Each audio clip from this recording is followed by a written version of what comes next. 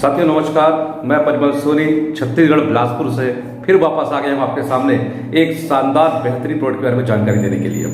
आज जिस प्रोडक्ट के बारे में आपको जानकारी देने जा रहा हूँ वह हमारा प्रोडक्ट है आरसीएम का आटा। जी हाँ दोस्तों, आरसीएम का आटा ये एक ऐसा प्रोडक्ट है जिसकी अगर आपको सही जानकारी है तो ये आपके बिजनेस को कई गुना बढ़ा सकता है। हम आटा खाते क्यों है, पहले हम इसके बारे में थोड़ा चर्चा करते हैं, फिर मैं आपको बताऊंगा कि आरसीएम के आटे की खासियत क्या है।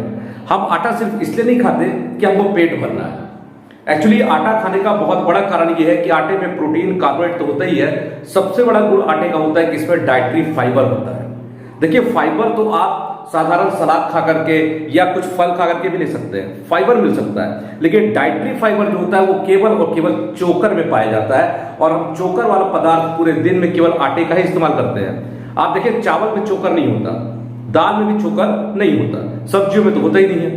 तो हम चोकर वाली वस्तु अगर कोई चीज इस्तेमाल करते हैं तो या तो आटा या सत्तू, लेकिन सत्तू को हम रोज नहीं खाते, ये आप भी जानते हैं। हम आटे का सेवन रोज करते हैं। हमारे आटे में डाइटरी फाइबर होना चाहिए। डाइटरी फाइबर करता क्या, अपन ये समझते हैं, जैसे पेड़ का जड़ होता है, अगर अपन पेड़ को उखाड़ दें तो जल्दी नहीं उखड़ता। क्यों? क्योंकि उसकी जड़ें जो होती है इतनी मजबूती से जमीन को पकड़ी रहती है, मिट्टी को पकड़ी रहती है कि उसको उखाड़ पाना इतना आसान नहीं होता। डाइटरी फाइबर ऐसे ही जाल होता है, जाल। ये जाल होता है क्या, अपन दाल खाए, दाल में प्रोटीन है, जैसे ही प्रोटीन अंदर जाता है ये डाइटरी फाइबर क्या करता है, प्रोटीन को पकड़ के बॉडी को दे देता है। हमने चावल खाया, चावल का कार्बोहाइड्रेट, सब्जी का विटामिन होता है, ये सारी चीजें बॉडी में आती हैं, लेकिन इनको पकड़ने का काम जो करते हैं वो करता है डाइटरी फाइबर। और डाइटरी फाइबर हमको मात्र मिलता है आटे से। तो हमारे आटे में डाइटरी फाइबर होना चाहिए, लेकिन सवाल ये है कि क्या हमारे आटे में डाइटरी फाइबर है। देखिए, डाइटरी फाइबर होना चाहिए, लेकिन आपको एक चीज मालूम और होनी चाहिए कि डाइटरी फाइबर को जैसे ही लगभग 50 डिग्री के टेम्परेचर पे लाया जाता है वो जल के खत्म हो जाता है, बर्न हो जाता है। आप देखिए, बाजार में जो गेहूं पीसा जाता है, कई लोग मेरे से बोलते हैं सर हम तो घर का शुद्ध गेहूं खाते हैं। देखिए, मैं आपके गेहूं पे कोई सवाल नहीं करना चाहता। आप निश्चित है, मैं समझता हूं परिवार के लिए आप बहुत ज्यादा अवेयर हैं। आप बाजार जाते हैं, महंगा से महंगा गेहूं लेकर के आते हैं, आप घर में लाकर के गेहूं को बीनते हैं, आप धोते हैं, सुखाते हैं, आपने सारा काम सही किया। सवाल यहां तब पैदा होता है जब गेहूं पीसने के लिए चक्की में जाता है। आप जिस चक्की में गेहूं को पिसवा रहे हैं, आप जाइए एक बार प्रैक्टिकली जाकर उस चक्की को दोनों हाथ से छू के देखिए, या जिस समय आटा पीस के निकाल रहा है उसमें हाथ लगाइए आप। वो इतना गर्म होता है भाई साहब कि उसका टेम्परेचर लगभग 60 डिग्री से ऊपर चला जाता है। यानी आपके डाइटरी फाइबर पूरे जल के खत्म हो गए। इससे अच्छा आटा तो मैं कहता हूं वो था जो पुराने जमाने में हाथ से पीसा जाता था, क्योंकि हाथ से पीसने में जब तक उसका टेम्परेचर 15 से 20 डिग्री पहुंचता था वो आटा बन के बाहर आ जाता था। उसमें सारे डाइटरी फाइबर होते थे। लोगों की उम्र जाती थी 90 साल 100 साल तक, लोग बीमार नहीं पड़ते थे।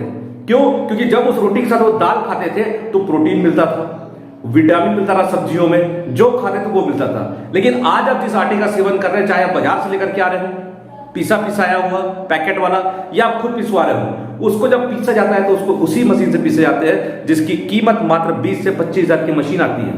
मैं आरसीएम के आटे को क्यों प्रीफर करता हूं?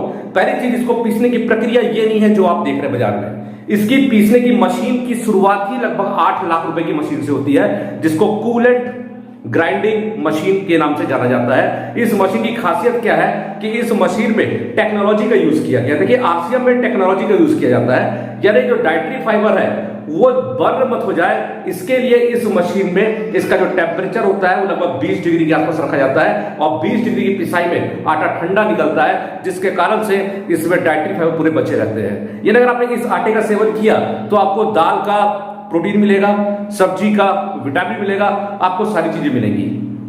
मजे की बात तो ये है सर कि इस आटे में चूंकि चोकर पड़ा हुआ है, फाइबर की मात्रा ज्यादा है, तो ये पानी को ज्यादा सोखता है, और पानी जितना ज्यादा सोखा जाता है हमारे डाइटरी फाइबर उतने ज्यादा देर तक काम करते हैं।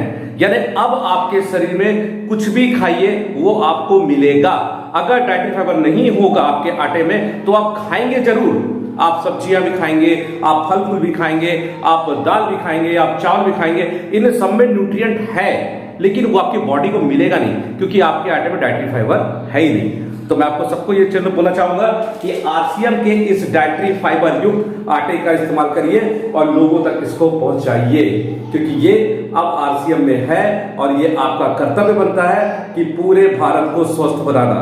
आरसीएम की इस दिशा में इस प्रोडक्ट की शानदार जानकारी के लिए मैं आप सभी को बहुत धन्यवाद देता हूं। इस जानकारी को ज्यादा से ज्यादा लोगों तक शेयर करिए ताकि लोग इस बाजार के आटे का चक्कर भूल जाए।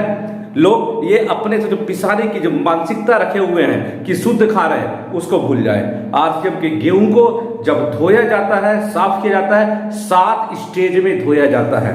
आप जो घर में गेहूं को धोते हैं सिर्फ पानी में धोते हो, हाथ से पीते हो, जरा समझो आप। आरसीएम में 7 स्टेज, यानी कि गेहूं की जो लाइनिंग होती है ना, उस लाइनिंग के अंदर तक में जो गंदगी जमी है उसको भी निकाल लेता है, उसको जर्म फ्री कर देता है। आरसीएम में बहुत सारी ऐसी चीजें होती हैं इस गेहूं के साथ, इस आटे का ट्रीटमेंट के साथ, जो आपकी सेहत का पूरा ख्याल रखती है। मैं समझता हूं ये जानकारी अब आपको वापस बाजार जाने पे मजबूर कर देगी। अब आप दोबारा बाजार नहीं जाएंगे आटा लेने के लिए। जब भी आटा खाए, आरसीएम का आटा खाए, शुद्ध आटा खाए और सुरक्षित रहे। थैंक यू दोस्तों। जय आरसीएम, वंदे मातरम।